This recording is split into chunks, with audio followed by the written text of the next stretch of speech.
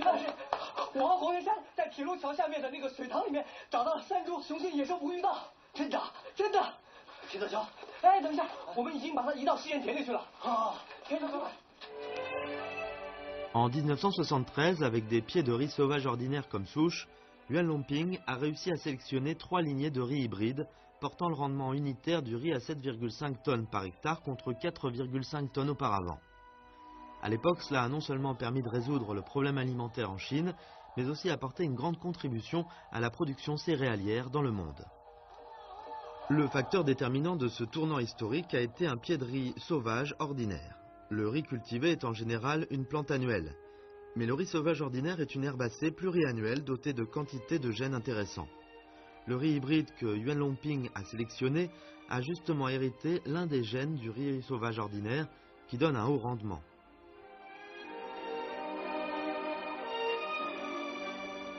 Un pied de riz sauvage a changé l'histoire de la sélection du riz dans le monde. 表面上看野生稻呢很原始是吧？没有什么用处是吧？这个质地又小了，又用掉梨啦，又是匍匐又倒了。现在呢有个新的认识是吧？野生稻里面呢存在着很多一些优良的基因，所以说呢野生稻是一个很宝贵的资源是吧？我们要一个是加以保护起来，第二个把它利用起来。 Il y a une réserve du Marais dite Banque de gènes à semences, dans le district de Traling, ville de Zhuzhou, province du Hunan. Selon les habitants locaux, dans les années 80, un chercheur étranger est venu dans la région et a voulu échanger un pied de riz sauvage contre 2 de ses voitures. Chen Banyan est agronome à l'Institut des sciences agricoles de Zhuzhou. Avec son aide, nous sommes arrivés à la réserve. Toute personne voulant pénétrer dans la zone doit subir un contrôle sévère. 你好，干什么是？就是在这怕是这个野生稻，怕是这个野生稻，看一下咱那湿地的野生稻。怕野生稻是不是？你们带这么东西是干什么的？这是我们进去拍摄要用到的。进去拍摄要用的。这个包呢？来我也看一下。你看一下，好的。啊，里面是天池，天池。但是这个天池要带出来，就它里面是不行了。好。 那个箱子就是镜头了，镜头啊，那镜头没有问题，可以带进去。好的，没问题，我们一定注意。所有进去的人员都得从这个门进去，是吧？对。走吧。Avec l'autorisation de l'agent, notre équipe de tournage est entrée à l'intérieur de la zone. C'est le matin, il y a de la rosée partout. Vu de loin, le marais est plat, mais ce n'est pas facile d'y marcher. Nous ne pouvons que suivre le sentier et avancer en file indienne. La réserve donne une apparence de lande abandonnée. Cependant, l'expert nous explique qu'il y a ici une ressource naturelle extrêmement rare et précieuse qu'on appelle, dans le milieu agronomique, sang du cordon ombilical.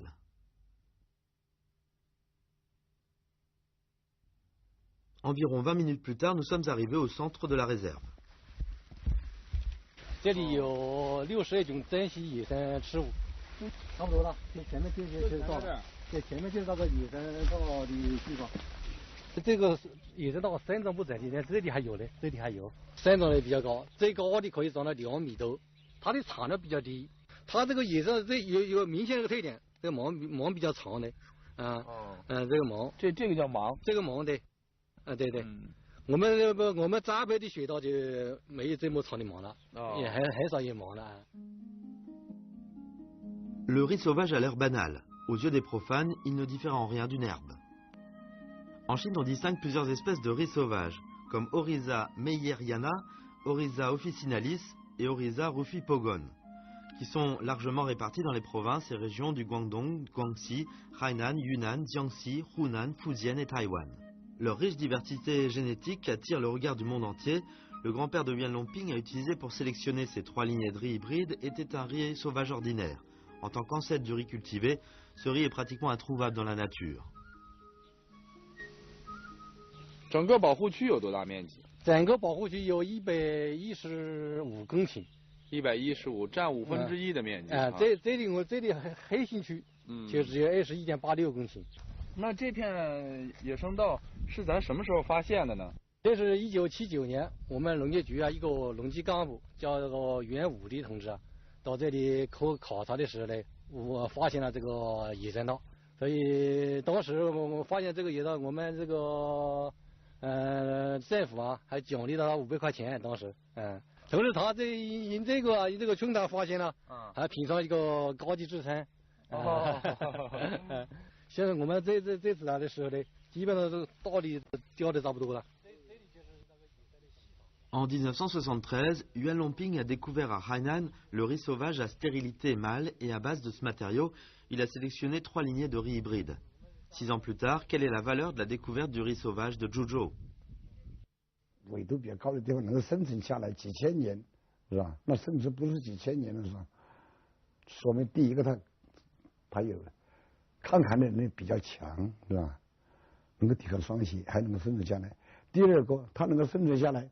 就是对某些抗病抗虫的基因在里面，这个是要等待我们的发掘，是吧？到底，是吧？你看我们的栽培稻有好多的病哦，好多的虫哦，是吧？但是它能够生存下来呢，说明里面必然有抗病抗虫的基因。La superficie de la province du Hunan représente 2,2% du territoire national. Cette province est une grande région céréalière du pays. Zhuzhou est situé dans la partie est de la province, au 27e parallèle nord. À une si haute latitude, le riz sauvage réussit tout de même à survivre. On peut imaginer par là combien sa résistance au froid est particulière. À part sa dominance génétique propre au riz sauvage, quelles sont les conditions que l'environnement géographique fournit au riz sauvage?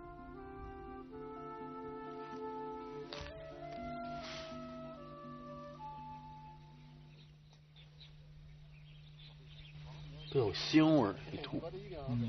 有这个土质很肥的，有就是丰富。黑色的。这个土可以口朗。这个土可以点火。可以烤的火黏的，它就是含那个有机质丰富，含磷量高，含大，所以这些环境造成了这个野生稻啊或者稀有作物啊，在这个地方容易生长。所以野生稻它只有它这个生长环境呢长得最好。把这个野稻如果移到其他地方就长不成了，就没这个环境就长不好。Étant donné les eaux stagnantes en permanence, l'humidité est bien conservée. Pourquoi ce lieu est-il appelé marais dans le lac? Selon l'agent, ce lieu était auparavant un lac grouillant de poissons. 这个地很湿了，它常年积雪，它积雪多的是好深了。多深有？它有起码可以到一个人的腰上1米多。小时候在这里做鱼，有这么大，有这么长，还有那个乌龟。乌龟。小时候我们这里都有。我们这个地方有个土特这个地理地貌，也四周呢都是这个低矮的小山，围起中间呢一块这个小个盆地。这个盆地呢，有一条小溪从这个东这流入。雨雪一多啊，对，就从这个溶洞里面从这个溶洞流走。那有个溶洞？那一个溶洞对。水多的时候就下去。水多的从这个溶洞里流出，所以说一年四季啊，在这个湿地里保持有雪，是有湿度比较高。Marais, riz sauvage, grotte, cela semble se coordonner à merveille. Sans qu'on sache la raison, ces choses semblent avoir un certain lien entre elles. Le riz sauvage se multiplie ici depuis des milliers d'années. Les traces de l'homme en ces lieux sont omniprésentes aussi. Dans cette grotte légendaire, ferait-on une certaine découverte inattendue?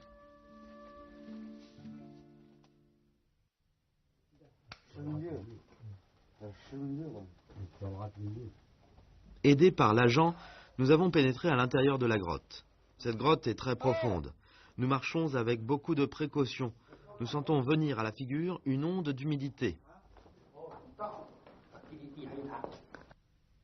这有的好多都年前一直形成了，几千年。它是随着这个湿地一直存在。对，它直接随着这个地沟变迁，一直往那个方向延伸。对，一直是这个洞口，一直通到那个沼泽地。是这个洞口吗？是这个洞口。是这儿，这个水就是从这儿进来。对，雪多的从这里进来，流去。这边是水。Le riz, la grotte, aujourd'hui, ils ne peuvent pas avoir d'étroits liens entre eux. Mais à l'ère troglodyte, cet endroit fut certainement une terre promise.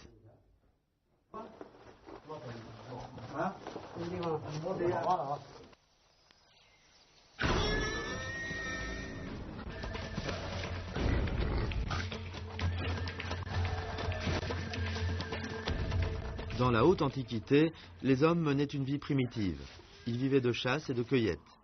Selon la légende, à l'époque apparut un chef de tribu, Shennong. À la tête de sa tribu, il alla chercher des nourritures pour leur subsistance. À l'issue des observations, le riz entra d'abord dans son champ de vision. Il commença à collecter des pieds de riz et les cultiva, d'où la culture du riz. Plus tard, Shennong inventa bon nombre d'outils pour les travaux agricoles. Pour rendre hommage à ce chef de tribu inventeur de la houe, de l'arère et de l'agriculture, on glorifie aujourd'hui encore ses grands mérites.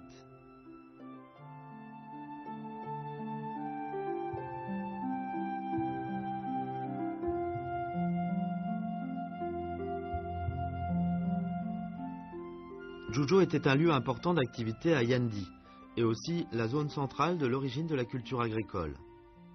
Selon la légende, Shennong a été intoxiqué et mourut en testant des herbes vénéneuses par erreur. Il a été enterré au canton du thé de Changsha, sur le versant de Luyuan de Yanling. Le dit versant Luyuan se trouve ici.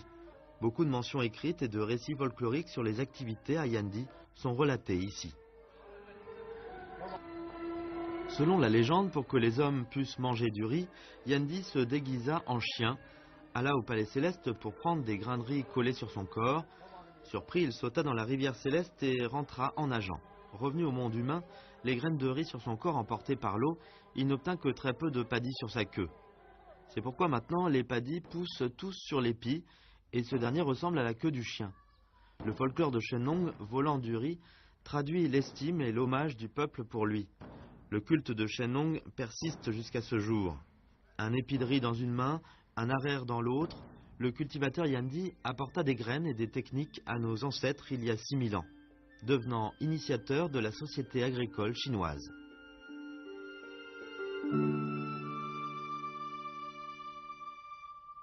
我们今天的这种缅怀，可以说实际上，它也就是说不再局限于对某一个具体的人了，它应该说对开创整个农业文明的炎帝部族、炎帝部落和我们华夏始祖的这样一种崇拜。Le district de Yanling de la ville de Zhuzhou est le lieu où Shennong fut enterré. En tant qu'initiateur de la riziculture, ces zones d'activité ne se limitèrent évidemment pas à Yanling. Chaling est à quelques dizaines de kilomètres de Yanling. Cette région a naturellement attiré l'attention des scientifiques agricoles de nos jours. Il est normal que ces derniers aient tenté de trouver des traces de riz sauvage à l'époque. Aujourd'hui, pour garantir les sources d'alimentation, l'agronomie prête une plus grande attention au riz sauvage dans le marais. 这还有咱做科研的一些标记是吧？对对对，这是上次武汉植物园的一些学者他在考做标记考察的，这个标记的它的这个水稻这个野生稻的根系。做这个标记证明这块区域是它的根。一个是种子再生，再一个我们叫做它叫休耕稻是吧？就是它那个根上面有个节，叫做茎节，那个地方呢，就是这个茎的基部啊，是吧？它也可以再生的。冬天到冬天地上部分都冻死了，是吧？但是呢，它那个休耕那个地方没有死，是吧？然后第二年春天又发起出来了，主要是这种形式。另外呢，它种子也可以留下来，是吧？两种方式都存在。Le riz sauvage a deux modalités de reproduction. La principale se fait par ses racines développées, la seconde se fait par ses paddies tombées au sol. Quand les conditions de température et d'humidité sont réunies, l'année suivante, le riz peut germer et se multiplier. C'est ainsi que le riz sauvage survit dans le marais jusqu'à ce jour, alors que notre riz cultivé ne peut se multiplier que par graines. À part sa modalité de multiplication, le riz sauvage de Chaling a une autre caractéristique originale, sa résistance au froid. 现在我们要取这个野生稻作为我们改良品种的这个资源，主要的目的就是要把它这些抗寒、抗病这些优良的性状转到我们栽培稻上面来，这是我们的研究目的。所以我们当然如果说要达到这个栽培稻也能够变成多年生，这也是很多育种家的愿望。De nos jours, le riz qu'on cultive généralement est le riz cultivé. Pour accroître le rendement, les conditions préalables sont la sélection génétique de nouvelles variétés par le biais du riz sauvage, pour qu'elles s'adaptent à davantage d'environnement.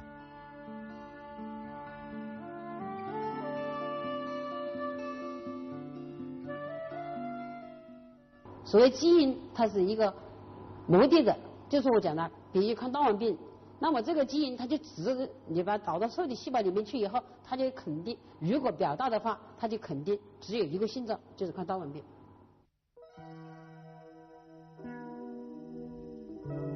Si on veut obtenir une variété de riz pérenne, résistante aux insectes et résistante aux maladies, il faut réussir à transférer le gène du riz sauvage.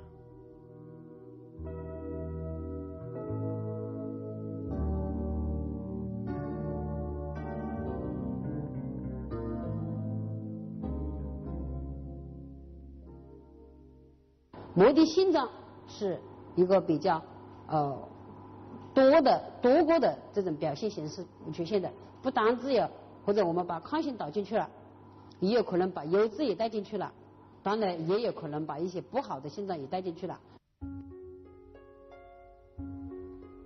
L'insertion du gène caractéristique ciblé présente certes l'avantage de la résistance du riz sauvage, mais il est nécessaire de procéder à la sélection par la suite.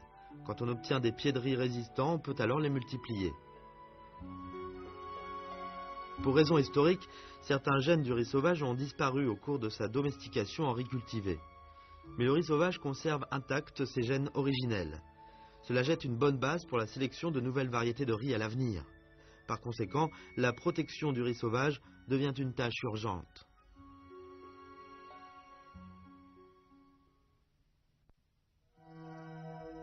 Zhuzhou est en zone de mousson. Le district de Chaling est dans la partie est de Zhuzhou, du côté ouest du mont Luoxiao, aux confins des provinces du Jiangxi et du Hunan. Elle est située sur une dépression montagneuse, dominée sur 3 côtés par les montagnes. Le courant chaud et humide entre par le sud-ouest. Par conséquent, l'humidité est très forte dans la région, la végétation exubérante. Cela constitue d'excellentes conditions pour la croissance du riz sauvage. De là, on peut comprendre pourquoi le clan de Shenlong choisit ces lieux pour cultiver les 5 céréales et invita des araires pour pratiquer la riziculture.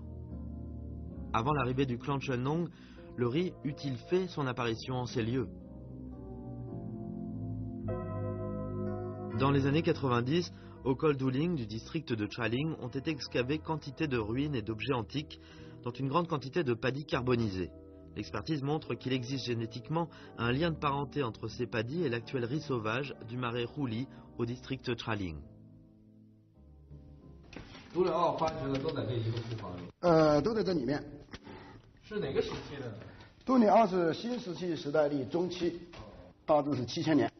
距今7000年。哦，这些都是。对，这2架是杜里奥遗址出土的一系列这个文物标本，包括了陶器，像这个陶盆子啊，陶釜啊，陶罐子啊这一些，然后下面还有一系列这个石器的，像这一件是网坠，网坠啊，这个捕鱼的网的最下面，网最下面的把网沉下去，它需要一个网坠，是网坠。这个应该是跟狩猎啊，跟这个打猎啊有关的一些食物弹丸，弹丸。其中有一个非常重要的发现，这个就是这里面的古栽培稻，7000年左右的这个时代，中国的这个很多的遗址都发现了古栽培稻，就说明那个时候至少在南方这个已经比较普遍的种植了水稻，它形成了当时的新的一种经济方式。Par ces trouvailles préhistoriques, on peut voir qu'avant l'arrivée de Yandi, les ancêtres du col d'Ouling commencèrent déjà à cultiver le riz dans la région. Ce village, pratiquant la riziculture il y a 7000 ans, aurait attiré le regard de Shen Nong.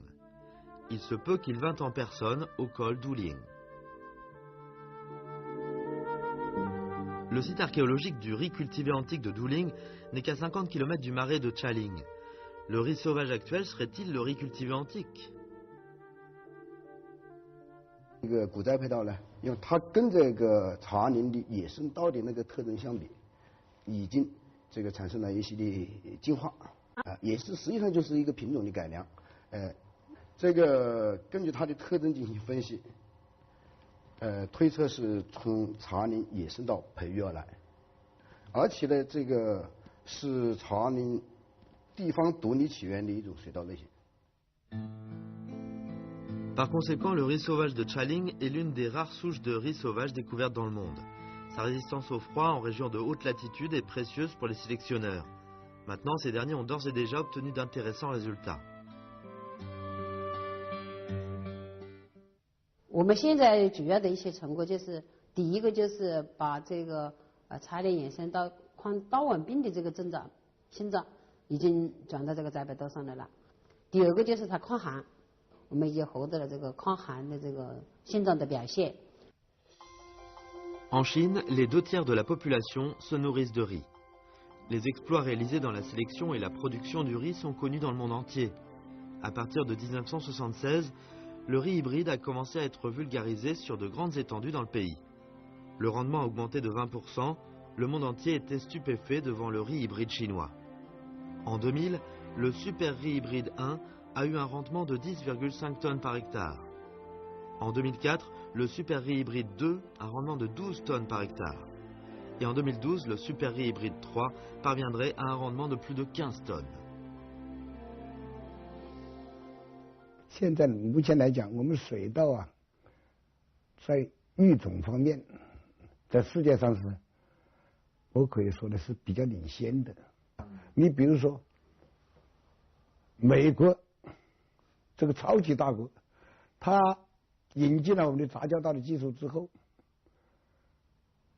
去年种植面积在美国啊有500多万亩了，它的平均产量 比它当地的优良品种高25%左右嘞，在非洲都是几倍的增长。非洲的有些国家呢，它的每个月产量是1.5到2吨，我们杂交随便种成5、6吨，高产的8、9吨。 Selon l'académicien Yuan Longping, si 50% des rizières dans le monde étaient cultivées de riz hybride, la production augmenterait de 150 millions de tonnes chaque année pour nourrir 400 à 500 millions de personnes en plus. Avec l'explosion démographique, la sécurité alimentaire s'avère plus importante. Nous devons nous appuyer sur le riz sauvage pour poursuivre notre recherche. C'est pourquoi la protection du riz sauvage n'est plus une mission nationale, mais nous devons avoir une vue projetée sur le monde entier.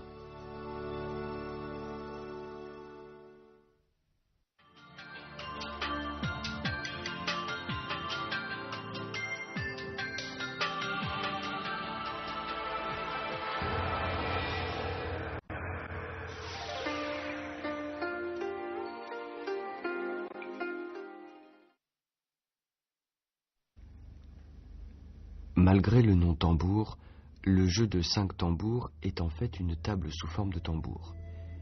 Les 4 petits tambours, des tabourets, peuvent rentrer dans le ventre du grand. Cet ensemble est un chef-d'œuvre artistique, mais aussi un objet pratique intéressant. Les motifs y sont très nombreux, mais bien ordonnés, et le rebord doré donne un air noble.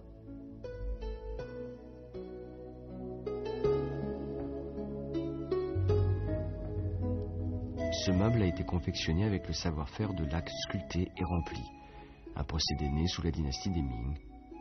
Différentes techniques y sont intégrées comme la peinture, la calligraphie ou la gravure. Étant donné son extrême complexité, le savoir-faire avait disparu pendant un certain temps.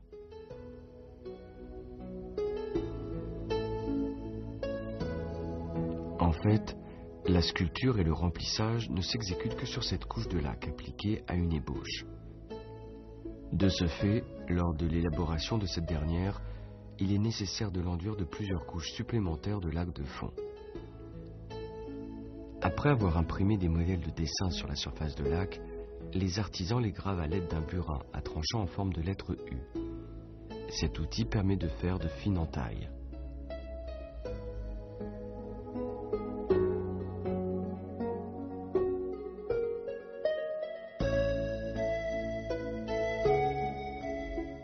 Un outil performant est certes important, mais l'habileté et l'uniformité de la force appliquée de l'artisan sont essentielles.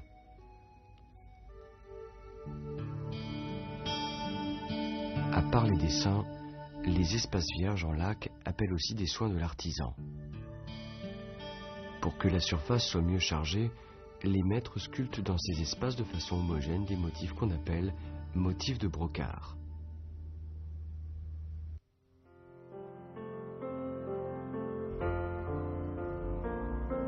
Sculpter des motifs de brocart est pour un novice l'abécédaire du métier, qu'il doit maîtriser en premier lieu en faisant des exercices. Cette table de 20 cm de diamètre comporte au moins 1 millier de motifs de ce genre gravés, tous de la même taille. L'étape suivante est le remplissage. Le produit à remplir peut être soit de l'or, soit de la laque. Dans le cas de la laque, on la fait pénétrer dans les entailles. Il faut veiller à bien exécuter ce remplissage pour que la surface soit lisse. Comme la laque peut parfois s'infiltrer au fond, il faut donc, durant cette étape, renouveler ce remplissage plusieurs fois. Un temps de séchage doit être respecté. Une fois sèche, la laque est soigneusement poncée, puis polie. Et cette séquence se renouvelle jusqu'à ce que la surface soit parfaitement lisse. Cette pièce n'est qu'un des plus simples laques sculptés et remplis. Un laque sculpté et rempli de dessins en couleur est évidemment beaucoup plus difficile à confectionner. Voici le paravent en laque sculpté et rempli de dessins en couleur, intitulé « Banquet nocturne de Han Si Zai ». Rien que la sculpture des motifs de brocart a nécessité plus d'1 mois de travail. Les processus de confection des laques différents d'un style à l'autre et leurs produits finaux donnent aussi des goûts différents. Les laques incrustées de jade sont artistiquement travaillées et délicatement ajourées avec le relief bien distinct. Les laques d'or à dessins en couleur sont magnifiques comme des broderies aux couleurs éclatantes. Les laques sculptés et remplis d'or sont splendides comme des profils gracieux, tandis que ceux de style antique à motifs rompus présentent un goût antique.